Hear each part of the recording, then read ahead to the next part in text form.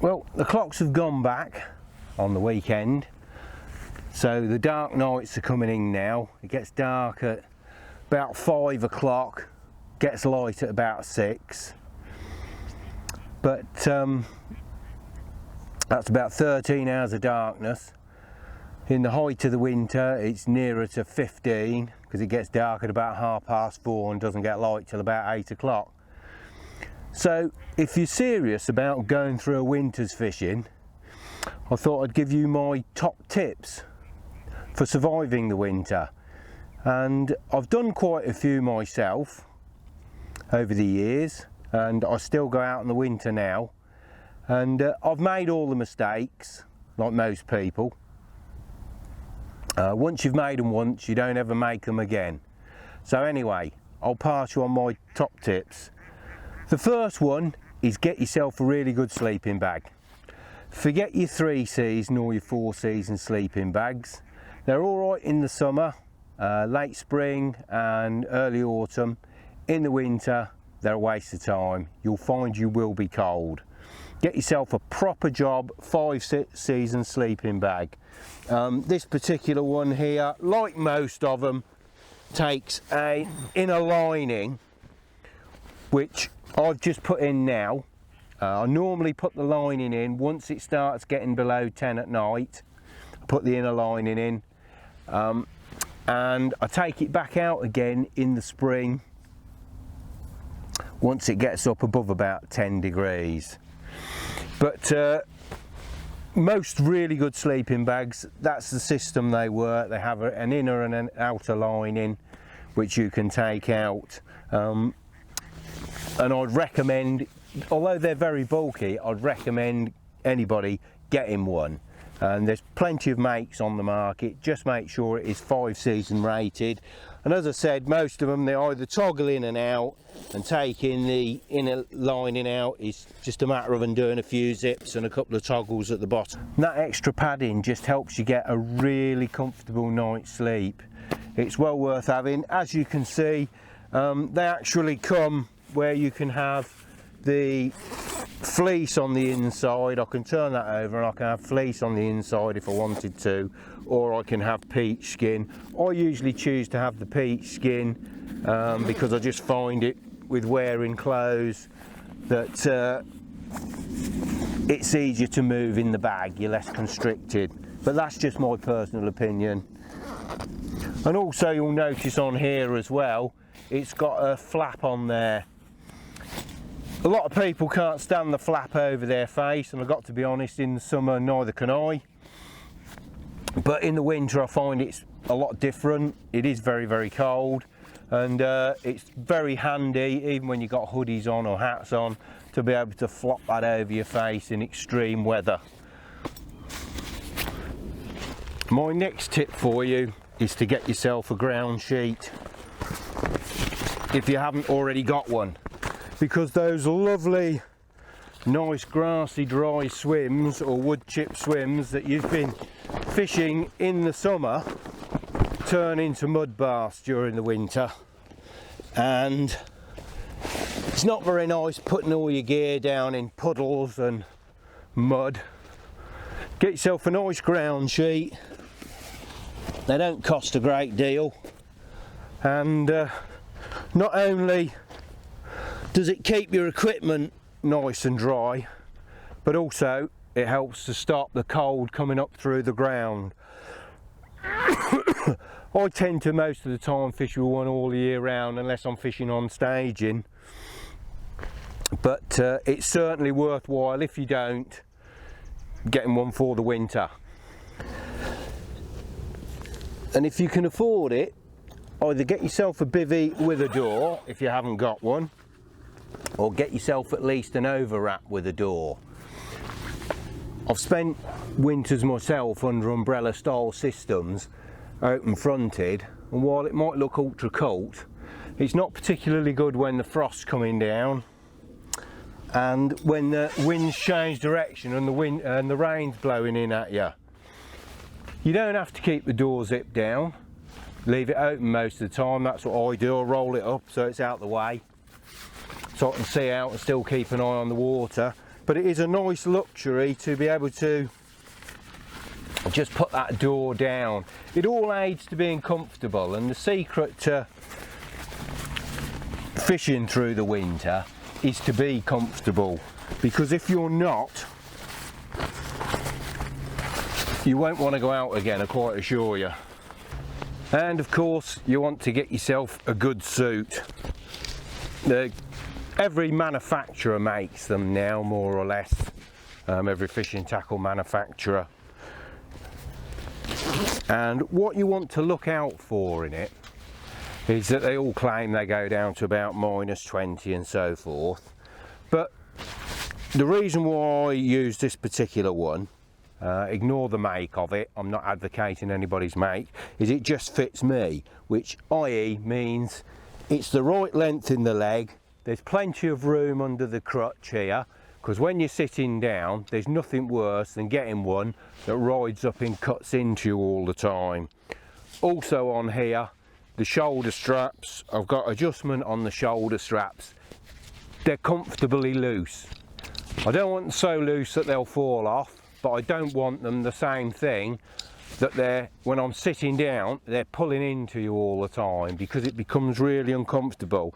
And of course for little porkers like me, obviously it has to be the right size round here, and not all of them are. I always go in when I replace my suits, I always go in and try several different ones on, and a lot of them, they are quite narrow round the waist. So they're the things you want to look out for, and of course that it's got good fleecy pockets in for keeping your hands warm and that as well. And you want to look for similar features in the jacket, that obviously the jacket is a good fit, whereas when you've got it done up it's not really tight. Don't forget you're wearing usually layers of clothing under here, t-shirt perhaps, then a fleece, or you might be wearing a jumper and a fleece. You're quite padded out, you don't want to be cutting your circulation off, so you want to make sure that it's reasonably loose in the arms and reasonably loose round here and the chest, and that you can move about in it. It's not tight and it's not restrictive, because they become uncomfortable then. And then the same thing in the pockets.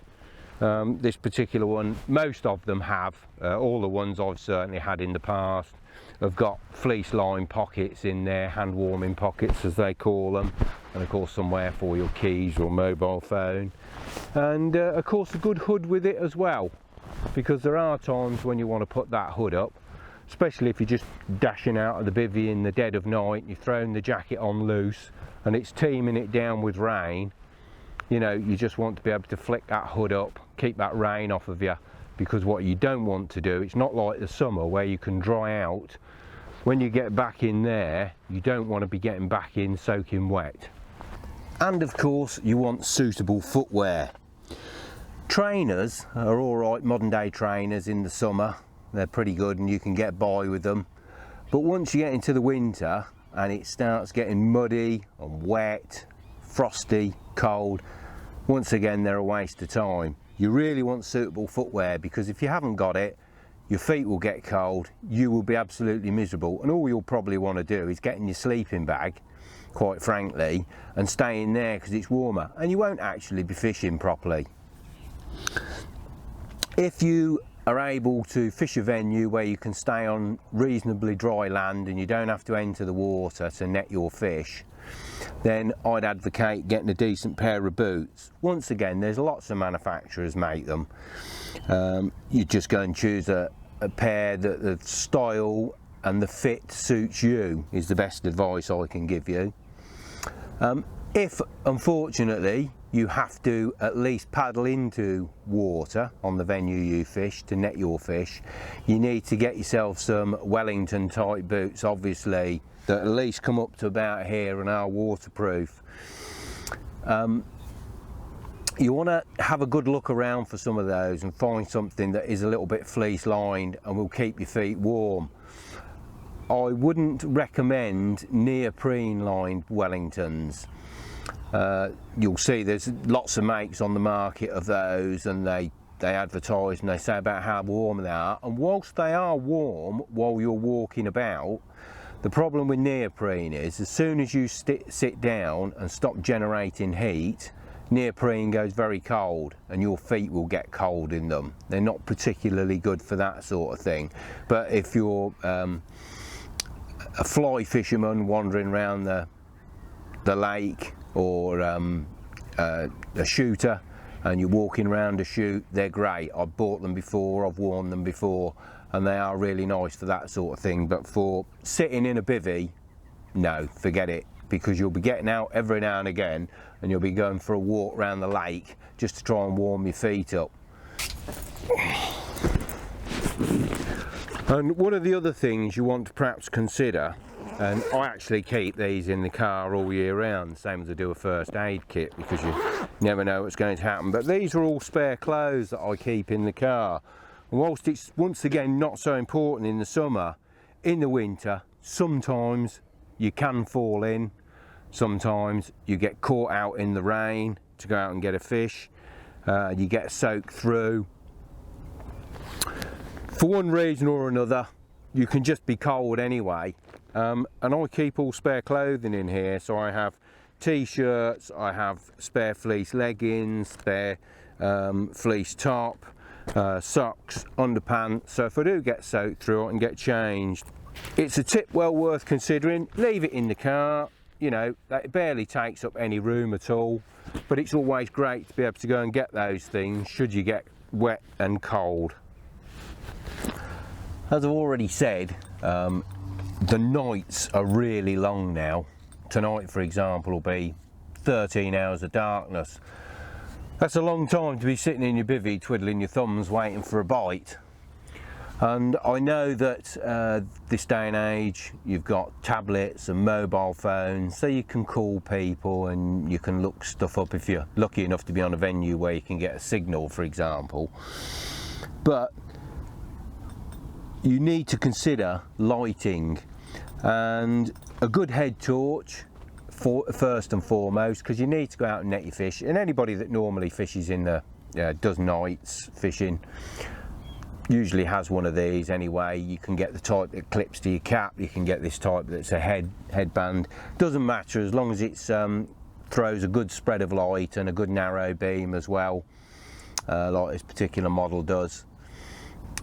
As I said, for when you need to go out and net fish, or just generally go out to do other things that you want to do out there, carry stuff to the car, take stuff back that you don't need, fetch extra supplies. But because you are sitting in for so long, it's well worth considering getting another form of lighting. And once again, there's many on the market, and whilst I seldom do put lights on at night, I tend to enjoy sitting in the darkness and watching the night unfold. In the long winter nights, all of that changes. So I have extra lighting as well, things like this particular lamp here. There's others, you can get them in the various forms that will clip to the roof of the bivvy. This one will, it's got a hook on it as well that I can hang on, or I can attach it with magnets to the top and take that off to get an even better spread of light. And it's great for being able to read or cook, or just in general to have the light on rather than sitting in the dark. So it's well worth considering getting yourself a little bit of extra lighting. You probably wouldn't ever think about it in the summer, but in the winter it's different. You are there an awful long time, and as I said, in the height of the winter you're looking at about 15 hours of sitting in the dark. So it's well worth considering. One of the other things you want to be thinking about as well is perhaps getting yourself a decent stove. A lot of people, when they go out, I've been out fishing with them at night, and they don't make tea and they don't cook. They cook on barbecues, they don't have stoves. It's not imperative. Trouble is, you can't light one of those barbecues if it comes on to rain in the night. So if you're one of those people that likes to drink tea or likes to just cook anyway, there's two possibilities that you want to consider. One is you can get the propane stoves, as you've seen me using throughout most of the summer, propane gas. They're performance gas these days, they're pretty good. They'll go right through the winter, especially if you purchase one of the little jackets that you can put around them now, around the gas bottle, and they're pretty good. Or there is the petrol type stove like this one here that I've got, which I prefer in the winter. It's a bit more messy because obviously you've got to fill it up with petrol every now and again, but I fill this up, it lasts me several trips. I've had it about 15 years now, a little bit of maintenance. I've had to replace the generator and the pump washer once, but I put a bit of Red X in with the petrol and it's put a stop to all of that. And I just find these much more reliable. You know, most of you probably won't have been out when it's really, really cold, but I've been out some places when it's been -10. And when I talk about -10, I don't mean a prolonged spell of -10, because obviously the water would be frozen, but where it's just gone overnight to -10. I've had the lines frozen before. And along with everything else I've mentioned, obviously, take plenty of food with you. Food you can cook preferably. It's alright in the summer, as I've said, snacking on stuff, but cold sandwiches don't really cut it on a freezing winter night. It's nice to be able to do yourself something hot, and the same with a drink. So last but not least, if you are cold and you are miserable and you're not enjoying yourself, pack up, go home, give it a rest for a few weeks, and return in a couple of weeks' time better prepared. You'll enjoy it an awful lot more. What you've got to think about is fishing is a means to an end. It's not an end in itself, and when it stops becoming enjoyable, that's the time to stop going. Anyway, hope that's proved useful to most of you, and until the next time, good luck with your angling.